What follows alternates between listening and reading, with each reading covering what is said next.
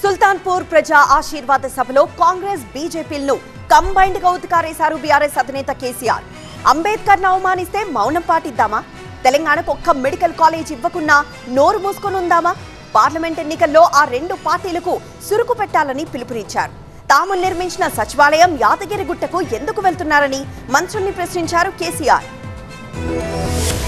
ఆయన పెట్టిన ఆర్టికల్ 3తోనే తెలంగాణ వచ్చింది కాబట్టి రాష్ట్ర సెక్రటేరియట్ కూడా సచివాలయానికి కూడా అంబేద్కర్ మహనీయుని పేరే పెట్టుకున్నాం. విగ్రహం కాడికి పోలే మరి ఆ సెక్రటేరియట్ ఎందుకు కూర్చుంటున్నారు? సిగ్గు లేకుండా కూర్చుంటున్నారా? అది కూడా అంబేద్కర్ పేరు మీదనే ఉన్నది కదా. యాదగిరి గుట్ట కూడా బీఆర్ఎస్ గవర్నమెంటే కట్టింది.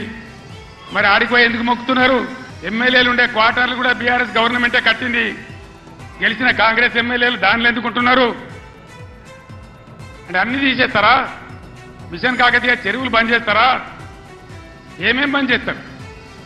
ఈ లిల్లీ పుట్టుగాళ్ళని నేను ఎందుకన్నా అంటే దీనికే అన్నా. ఎందుకు చేయమని గట్టిగా నిలదీస్తే ఏం మాట్లాడతారు? ఈ లిల్లీ పుట్టుగాళ్ళు నీ గుడ్లు వీకి గోటీలు ఆడుకుంటాము, నీ పేగులు తీసి మెడలేసుకుంటాము, నిన్ను పండబెట్టి తొక్కుతాము, నీ ముడ్డి మీద షెడ్డి లేకుండా షెడ్డీలు గుద్దుకుంటాము. ఇదేనా 10 ఏళ్లలో నేను ముఖ్యమంత్రి ఉన్నప్పుడు ఒక్కసారి ఇటువంటి మాట విన్నారా?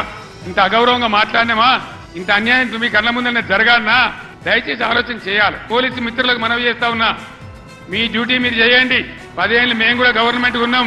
అమాయకులను బెదిరియడం, కొట్టడం, బీఆర్ఎస్ ఫ్లెక్సీలు బికేయడం ఇదా మీ పోలీస్ డ్యూటీ? ఇలా మేము కూడా లెక్క పెడతా ఉన్నాం. గ్యారంటీగా బీఆర్ఎస్ అధికారానికి వస్తుంది.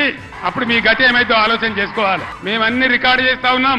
ఈ ప్రజల స్పందన చూసైనా మీరు మారాలి. డీజీపీ గారు మీరు మారాలని నేను చెప్తా ఉన్నా. లేకపోతే మీ మీదకి ప్రజలే తిరుగుబడే రోడ్ వస్తుంది. జాగ్రత్త అని నేను చెప్తా ఉన్నా. వంచాలంటే మేము కొట్టి వంచాం, మీ ఓటు ద్వారానే వంచాలి. సిద్దిపేటలో మంచి దారి చూపించిన హరీష్ నాయకత్వంలో పోస్ట్ కార్డుల ఉద్యమం చేస్తా ఉన్నారు. ఇవాళ ఇక్కడ సంగారెడ్డి ఈ వేదిక నుంచి నేను యావత్తు తెలంగాణ రైతాంగానికి పిలిపిస్తా ఉన్నా.